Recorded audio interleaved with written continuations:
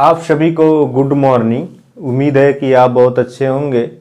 तो आज हम आपको एक बात बताना चाह रहा हूँ आज हम आपको एक बात बताना चाह रहा हूँ कि आपको बहुत बहुत धन्यवाद कि आपके सहयोग के द्वारा, आपके प्यार और स्नेह के द्वारा हमारा 100 सब्सक्राइबर से ऊपर होने के लिए आपका बहुत बहुत धन्यवाद और तहे दिल से शुक्रिया अदा करता हूँ कि आपने इतना प्यार दिया हमें। तो आप ऐसे ही प्यार बनाए रखें और आने वाले समय में आपको मैं अच्छे से अच्छा कंटेंट दे पाऊँ जिसमें आपका बहुत एग्ज़ाम में हेल्प हो, और उम्मीद है कि आपका ही प्यार इसी तरह बनाए रखेंगे। तो आज हम सर्कल के कुछ क्वेश्चन को करेंगे और आपको इसके थ्योरम के बारे में बता दिया गया था। आपका सर्कल का एक वीडियो डाला गया था ऑन शॉर्ट सर्कल, ठीक है, और उसको आप देख लीजिएगा, वो डिस्क्रिप्शन में है तो आप उसको देखिएगा, ठीक है। तो उसको आप देखेंगे तभी ये चीज़ें समझ में आएगी। अगर आप वो नहीं देखेंगे वीडियो तो ये चीज़ें नहीं समझ में आएगी, क्योंकि अगर आपको प्रमेय और या इंग्लिश में थ्योरम बोलते हैं वो अगर पता नहीं रहेगा तो आपको सर्कल के बारे में ज़्यादा क्वेश्चन कुछ कर नहीं पाएंगे, ठीक है। तो अगर थ्योरम पता है तभी सर्कल को आप कर पाएंगे। तो अब हम क्वेश्चन स्टार्ट करते हैं। जैसे कि हमारे सामने ब्लैक बोर्ड पे दिख रहा होगा कि हमें क्या किया, find the value P O की। हमें पी ओ क्यू का वैल्यू फाइंड करना है, ठीक है। पी ओ क्यू का वैल्यू फाइंड करना है, ठीक है। पी ओ क्यू का वैल्यू फाइंड करना है। तो हमें मतलब कौन सा वैल्यू फाइंड करना है, ये वाला, कि पी ओ क्यू ये वाला वैल्यू फाइंड करना है। तो आप एक बात हरदम याद रखिएगा कि कभी भी सर्कल का क्वेश्चन करते समय खासकर आप रेडियस पे ज़्यादा ध्यान दीजिएगा। रेडियस मतलब त्रिज्या पर आप ध्यान दीजिएगा। और जैसे कि इसमें जो रेडियस है जिसको हिंदी में त्रिज्या बोलते हैं, ओ से आर और ओ से क्यू, ये हमारा क्या है, रेडियस है। और देखिए ओ से आर और ओ से पी, ये हमारा क्या है, रेडियस है।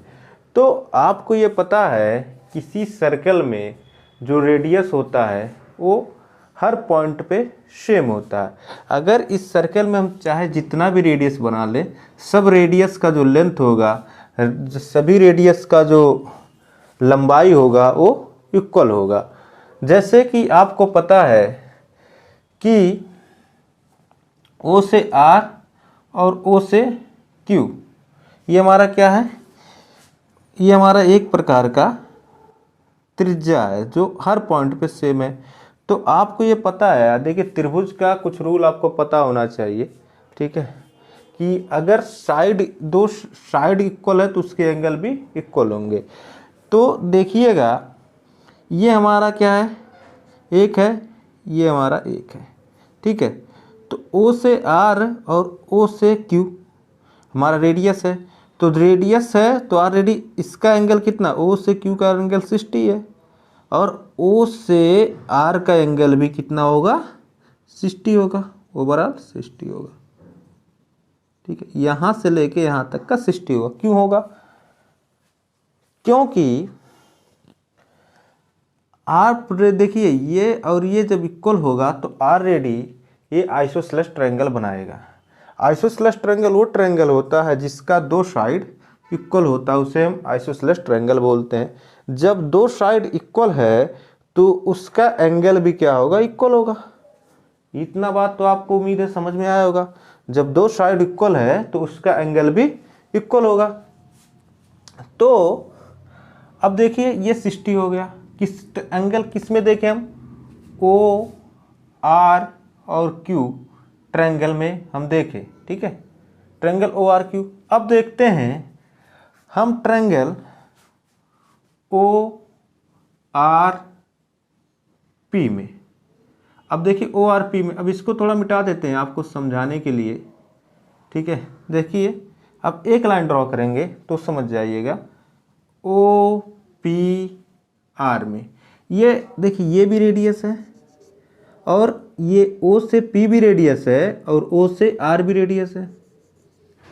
तो रेडियस जब इक्वल है तो ये कैसा ट्रायंगल बना लिया, आइसोसेलेस ट्रायंगल बना दिया। आइसोसेलेस ट्रायंगल वो ट्रायंगल होता है जिसका दो साइड इक्वल होता है, उसे हम आइसोसेलेस ट्रायंगल बोलते हैं।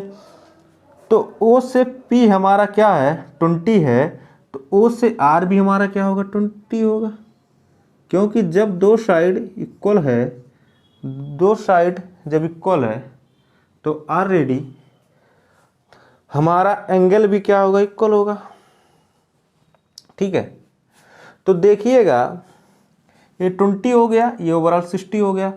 तो अब यहाँ देखिए ये अब ये एंगल कितना होगा ऑलरेडी, मतलब ये वाला सिर्फ एंगल जो हमारा ओ पी क्यू, मतलब ये वाला एंगल, ये वाला इतना क्या होगा 60 में से अगर 20 घटाएंगे तो 40 होगा।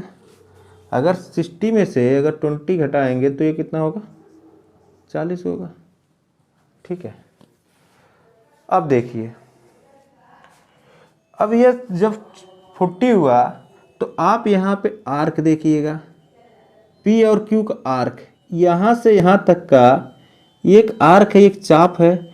आपको ये बताया गया था कि चाप अगर किसी केंद्र बिंदु पर हमारा एंगल अगर 2 थीटा बना रहा है तो उसी चाप द्वारा उसकी परिधि पर जो एंगल बनेगा वो हाफ होगा।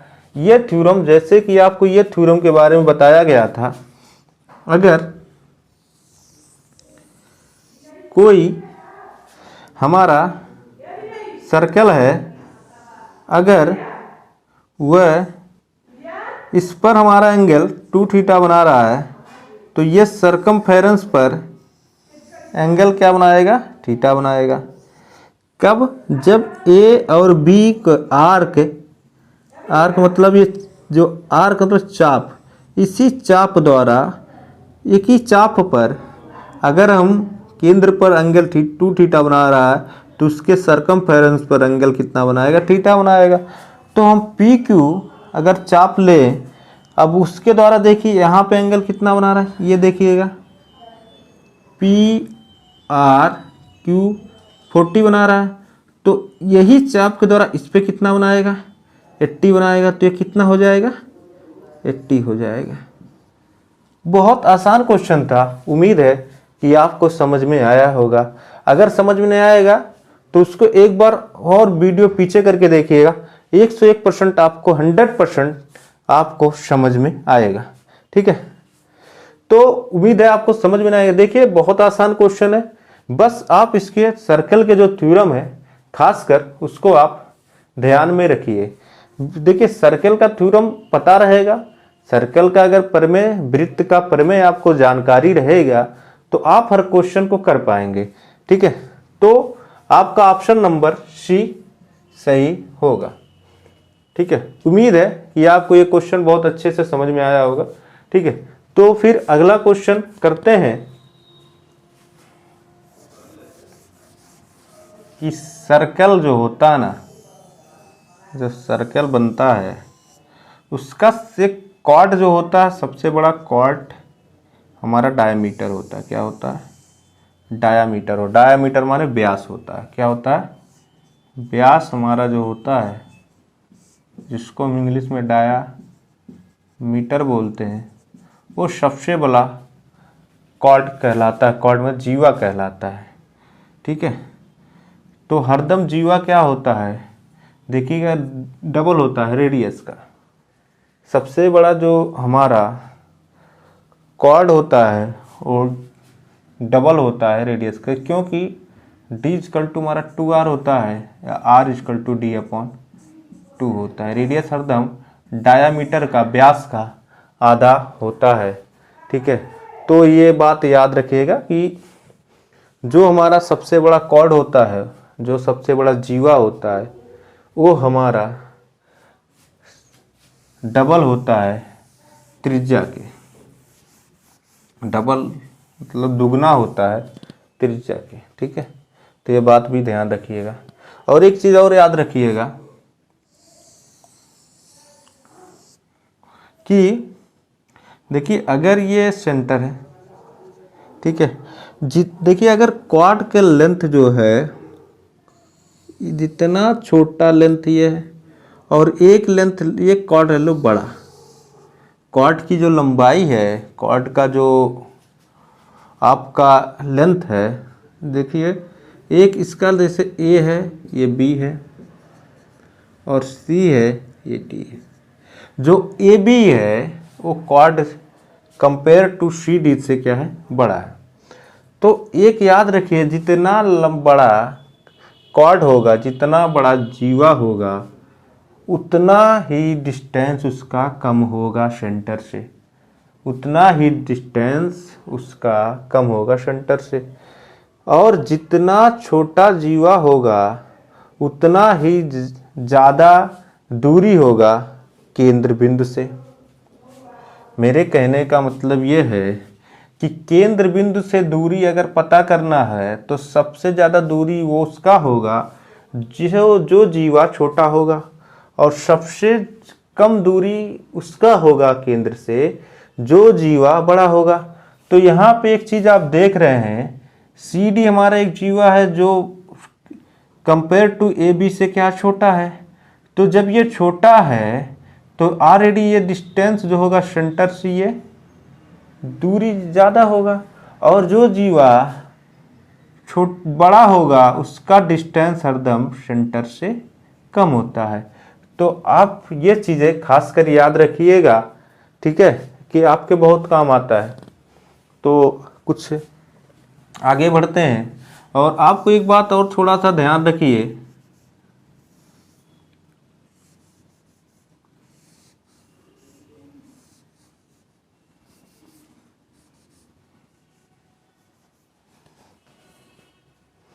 कभी भी अगर सेंटर से बिंदु ए बी है, सेंटर जो डायामीटर है, व्यास है, ए बी है, तो वो हरदम सरकमफेरेंस मतलब परिधि पर राइट एंगल ट्रायंगल बनाता है, मतलब 90 का एंगल बनाता है, समकोण त्रिभुज का निर्माण करता है, ठीक है। और हरदम क्या होगा, सरकमफेरेंस पर एक राइट एंगल मतलब समकोण त्रिभुज बनाएगा, ठीक है।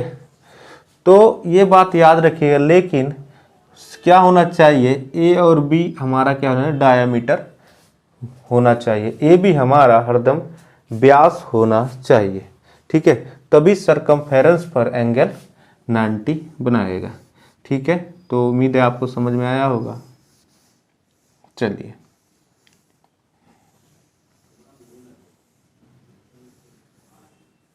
क्वेश्चन करते हैं।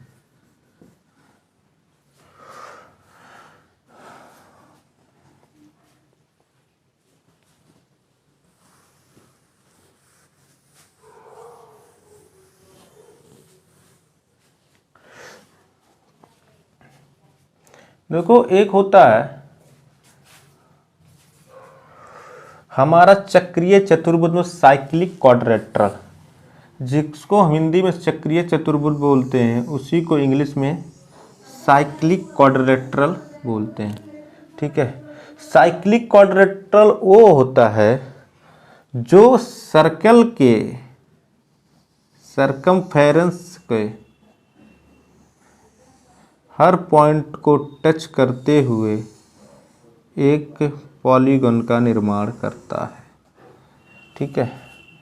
मतलब ये क्या है, एक सर्कल है, सर्कल का जो हमारा पॉलीगन होगा, मतलब वो हरदम उसका जो वर्टेक्स होगा, ठीक है, वो वर्टेक्स मतलब ये कोना जो होगा, ये कोना जो होगा वो हरदम सर्कल के परिधि मतलब व्यास को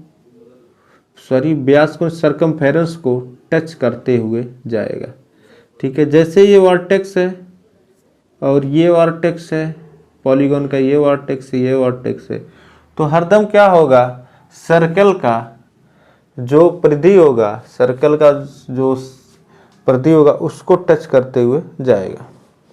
अब एक चीज़ याद रखिएगा, इसी को हम बोलते हैं चक्रीय चतुर्भुज।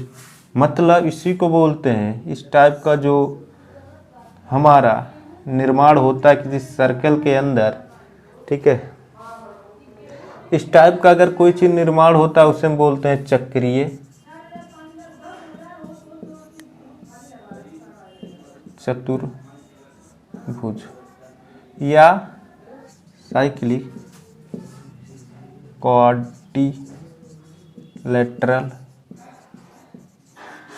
क्वाड्रिलेटरल बोलते हैं, ठीक है। तो ये चीज़ें आपको समझ में आया होगा कि साइक्लिक क्वाड्रिलेटरल वो होता है जो सर्कल के जो पॉलीगॉन हो वो उसका वर्टेक्स उसे टच करते हुए जाए, ठीक है। अब देखिएगा, एक बात याद रखिएगा, जो साइक्लिक क्वाड्रिलेटरल होता है ना, जैसे हम मान लें इसको ए बी सी डी, तो हरदम इसके सामने वाले वर्टेक्स का जो सम होता है वो 180 होता है। सम जो होता है वो हरदम 180 होगा, ठीक है। और B प्लस D का जो सम होगा हरदम 180 होगा, ठीक है। तो चक्रीय चतुर्भुज साइक्लिक क्वाड्रिलेटरल वो होता है जो सरकमफेरेंस के हर पॉइंट को टच करे, मतलब सर्कम पॉलीगॉन हो, उसका वर्टेक्स हो, उस सर्कल के हर पॉइंट को टच करे, तो उसे हम चक्रीय चतुर्भुज या साइक्लिक क्वाड्रिलेटरल बोलते हैं। अब इसके बेस पर कुछ क्वेश्चन करते हैं।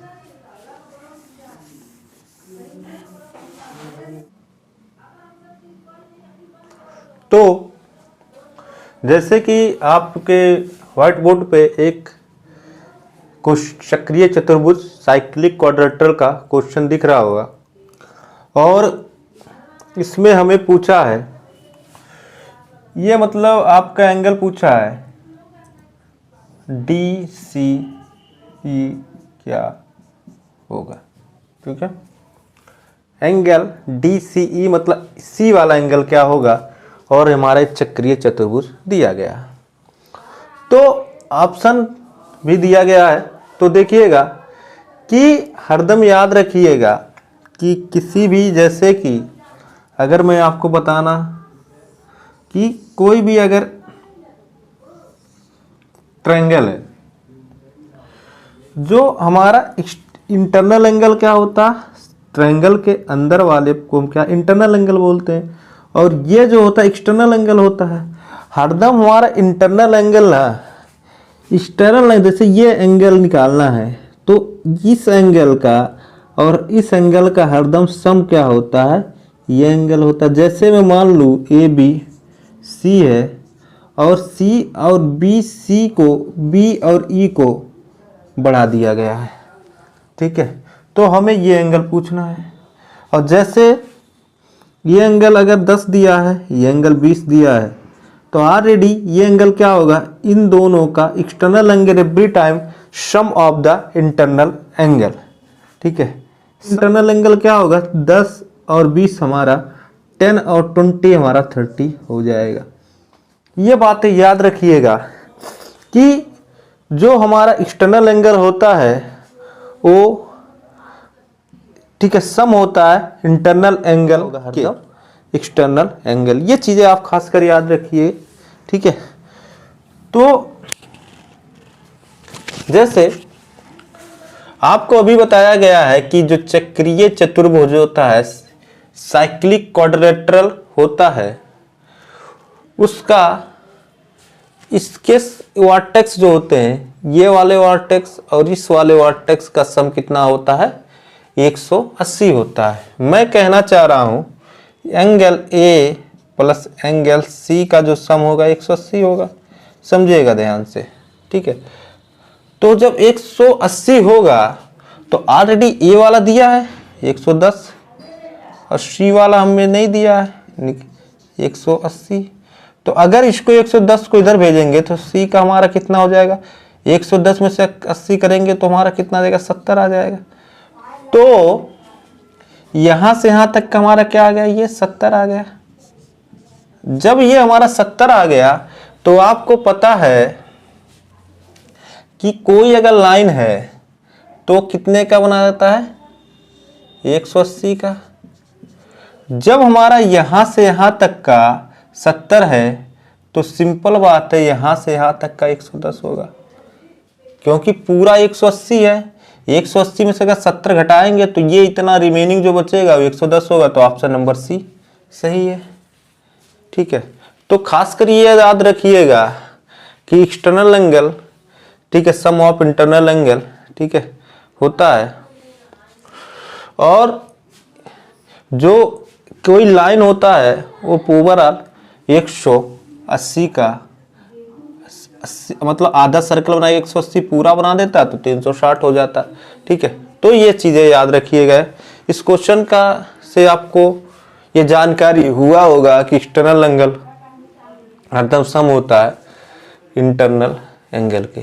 ठीक है, अगर यही चीजें क्वेश्चन में अगर हमें, ठीक है, अगर क्वेश्चन में एक चीज ऐसे बना दिया जाता है जैसे कि इसको दे दिया जाता है, ठीक है, ये दे दिया गया आपको, मान लो क्वेश्चन थोड़ा बदल देते हैं, यहाँ पे 30 दे दिया, यहाँ पे 40 दे दिया, ठीक है, और यहाँ पे और हमको ये एंगल पूछ लिया, ठीक है, ये एंगल पूछ लिया, यहाँ पे 50 दे दिया। 50 कैसे देगा, देखिए 40 हो गया तो 140 इधर होगा, ये 30 है तो ऑलरेडी ये एंगल पूछ लिया। तो आपको पता है कि सम कितना होता है इसका, 180 होता है। 30 ये हो गया तो ये ऑलरेडी कितना रिमेनिंग बचेगा, 150 होगा। तो ये याद रखिएगा, तो दोनों का सम 180 होता है। ठीक है, तो आपको ये चीज़ समझ में आया, तो कुछ और आगे बढ़ते हुए चलते हैं।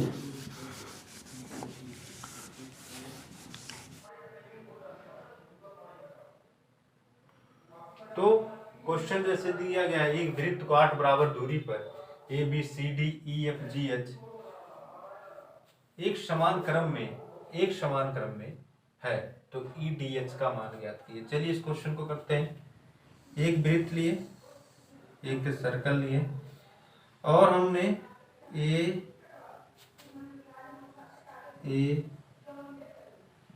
B C D E F G H, ठीक है, 8 बराबर भागों में अगर बांटना है किसी चीज को तो पता है पूरा 360 होता है, अपॉन 8 कर दीजिए तो हमें पता चल जाएगा। 8 चौक 32, 8 25 11 4 11 40 हुआ, 8 25 40, तो ये 45 होगा। तो देखिए अगर हम, ये क्या है हमारा, एक सेंटर पर जाते हुए ये क्या है हमारा,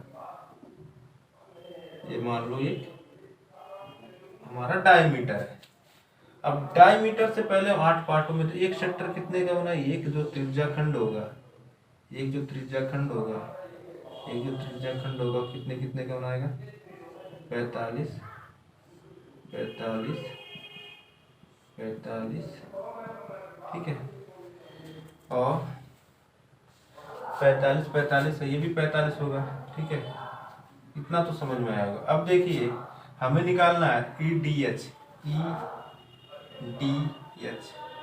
तो यहाँ से अगर हम मिला दें और यहाँ से इसको मिला दें, ठीक है, तो हमको फाइंड करना है डी वाला, तो बीच में जो रहता है वही, जैसे ई डी है तो डी का हमें जो बीच में रहता है वही फाइंड करना रहता है, तो डी फाइंड करना है। ठीक है, अब एक चीज देखेंगे कि आप एक देखिए, अगर ई को इस पॉइंट से मिलाएं तो 45 हो गया, यहाँ से मिलाएं 45 दूनी 90 और यहाँ से मिलाएंगे 35। अगर हम इस लाइन को ऐसे मिला दें, मतलब अगर इसको हम ऐसे मिला दें तो ये पूरा ये वाला जो आर्क द्वारा जैसे ई से और एच तक का जो आर्क है, एच और ई का जो आर्क है, ये कितने का बनाएगा?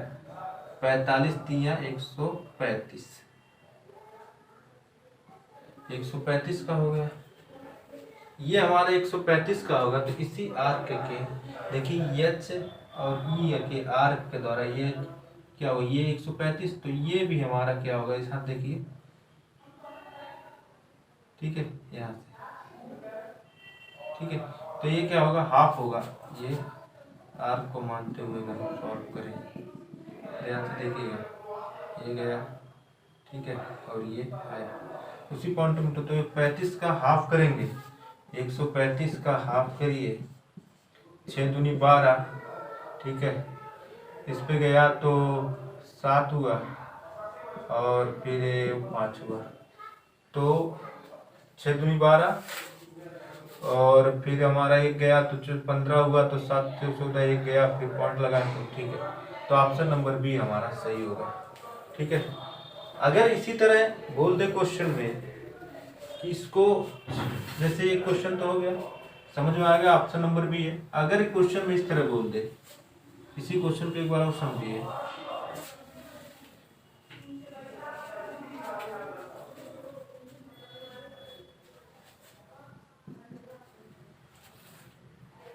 तो एक समान क्रम में है, तो ई डी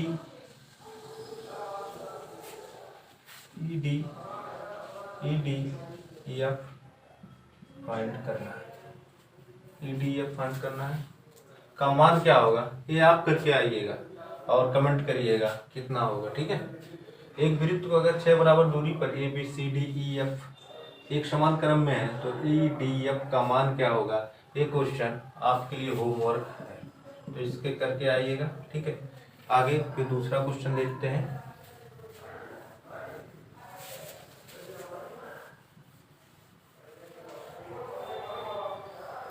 एक बात याद रखिए, अल्टरनेटिव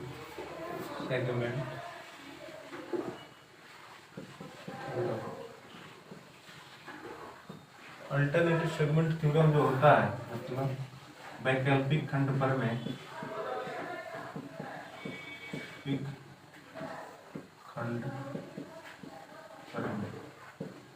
ये कहता है कि अगर कोई सर्कल है, अगर सर्कल के एक पॉइंट को स्पर्श करते हुए कोई लाइन ड्रॉ करे, मतलब स्पर्श रेखा, मतलब इसको इंग्लिश में टेंजेंट बोलते हैं। टेंजेंट क्या होता है, स्पर्श रेखा क्या होता है कि सर्कल के किसी एक पॉइंट को टच करते हुए कोई लाइन अगर हम ड्रॉ करें उसे स्पर्श रेखा बोलते हैं। और स्पर्श रेखा के पर हम एक अगर क्वाड ड्रॉ करें, ठीक है, और तो अगर ये थीटा है तो ऑलरेडी ये भी एंगल क्या होगा, थीटा होगा। याद रखिएगा, ये बहुत काम आता है अल्टरनेटिव सेगमेंट थ्योरम, खासकर याद रखिए, क्योंकि अगर ये क्या है, थीटा है, तो इस पे भी क्या होगा, थीटा बनेगा। अगर यहाँ पे थीटा है तो ऑलरेडी यहाँ भी क्या होगा, थीटा होगा, ठीक है। तो ये अल्टरनेटिव सेगमेंट थ्योरम आप प्लीज याद रखिएगा, बहुत काम की चीजें हैं, ठीक है।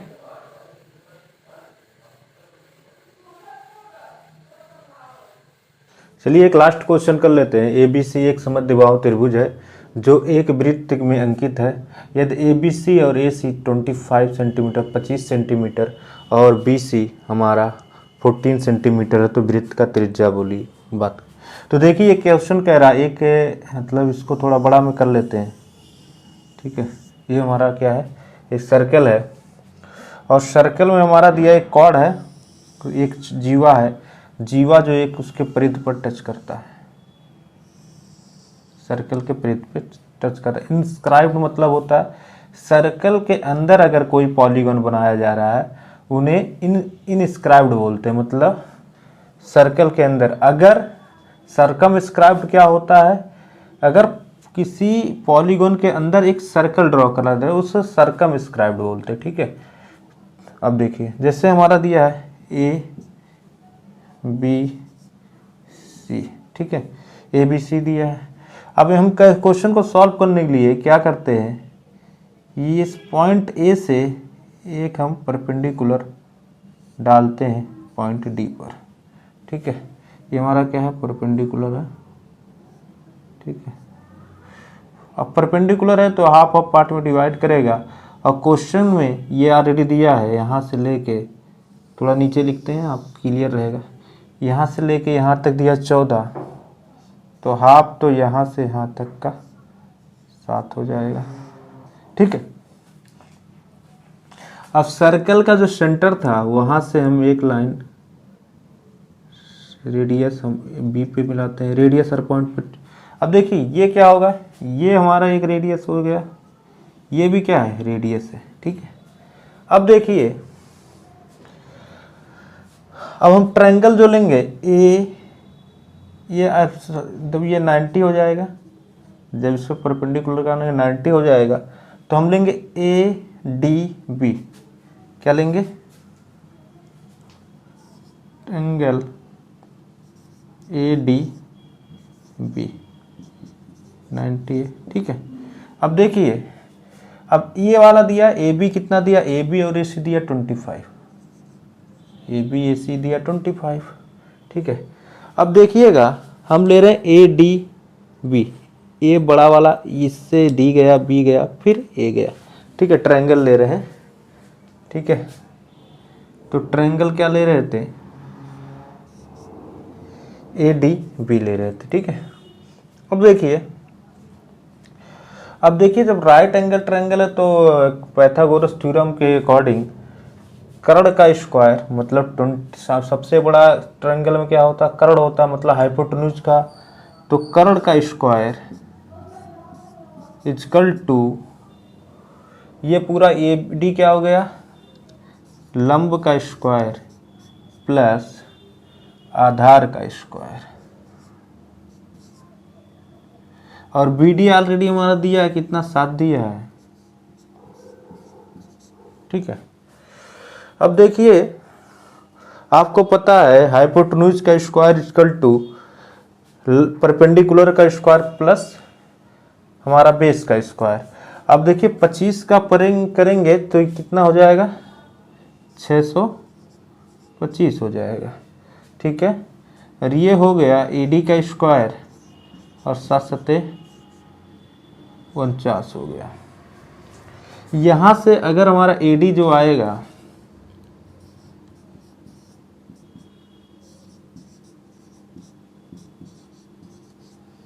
अब देखिए 49 से घटा दीजिए, ए डी का स्क्वायर हमारा ये हो गया 15 में से 9 गया, 6 हुआ, और यहाँ से 11, यहाँ से कैरी लिया, 11 में से 4 गया तो 7 हुआ, यहाँ पे 5 बचा। तो ए डी हमारा हो गया √576। ठीक है, तो ए डी का वैल्यू निकल गया, तो 576 हमारे 24 का स्क्वायर होता है, तो ए डी का वैल्यू 24 आ गया। मतलब आपका ए डी मतलब यहाँ से लेके यहाँ तक का 24 हो गया। ठीक है, यहाँ से यहाँ तक का 24 हो गया। अब देखिए ये पॉइंट कोई मान लीजिए ओ सेंटर है, ओ मानो। अब ए डी को अगर लिखना है, ए डी इक्वल टू हमें क्या लिखना पड़ेगा, A O plus O D. A D पूरा A O plus O D होगा।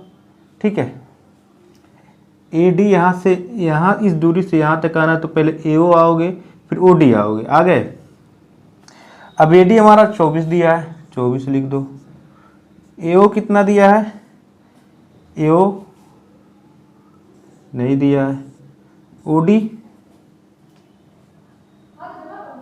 एओ देखो, एओ क्या नहीं दिया तो इससे क्या है त्रिज्या, तो आर मान लो, ठीक है, प्लस ओडी हमारा ओ डी हो गया, ठीक है। अब देखिए यहाँ से ओडी आ जाएगा 24 माइनस आर, ठीक है, 24 माइनस आर हो गया। एडी के बाद यहाँ से हम क्या निकाल लिए, पूरा एडी था तो एओ और ओडी निकाल लिया, यहाँ से हमने ओडी वैल्यू फाइंड कर दिया, मतलब यहाँ से ये टोटल पूरा 24 था और यहाँ से लेके हमारा कितना आ गया 24 माइनस आर आ गया, ठीक है।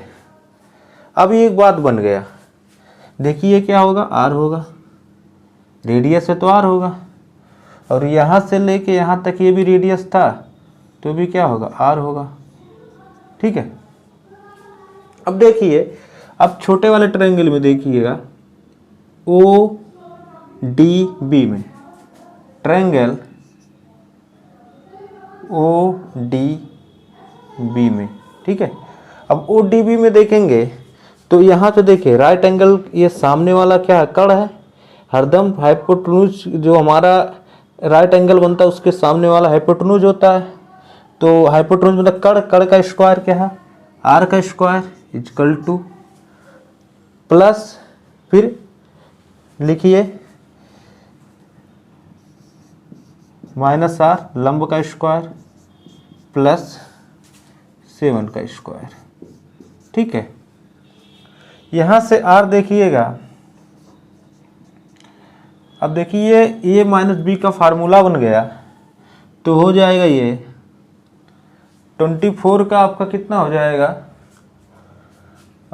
576 प्लस आर का स्क्वायर, 576 प्लस आर का स्क्वायर माइनस 48, क्योंकि ये फार्मूला किसका बन रहा है, क्योंकि ये फार्मूला बन रहा है, ये फार्मूला बन रहा है ए माइनस बी का whole square equal to A square plus B square minus 2ab, इतना आपको पता है, तो ये 48 आर हो गया, ठीक है, प्लस 49 हो गया, ठीक है। अब इसको सॉल्व करिए, अब देखिए ये आर को इधर ले आइए तो आर आर ये क्या हो जाएगा, कैंसिल हो जाएगा, देखिए आर आर ये कैंसिल हो गया, ठीक है। अब देखिए ये क्या बचेगा, फिर इसको ऐड कर दीजिए, ये हो गया आपका, ऐड करेंगे तो ये आपका हो जाएगा 625 माइनस 48 आर हो जाएगा, ठीक है। तो यहाँ से 625 equal to 48 R, R equal to हो जाएगा 625 अपॉन 48, ठीक है। तो ऑप्शन में ये दिया नहीं है, 625 अपॉन 48 तो दिया नहीं है, ठीक है, 625 अपॉन 48 दिया नहीं, एक्चुअली ये बोर्ड में नहीं दिख रहा है, तो ये आर का वैल्यू इधर लिख दे रहा हूँ, तो आर इक्वल टू 625 48, ठीक है, ये आ गया। अब यहाँ से इसको ऑप्शन में दिया नहीं तो इसको क्या करिए,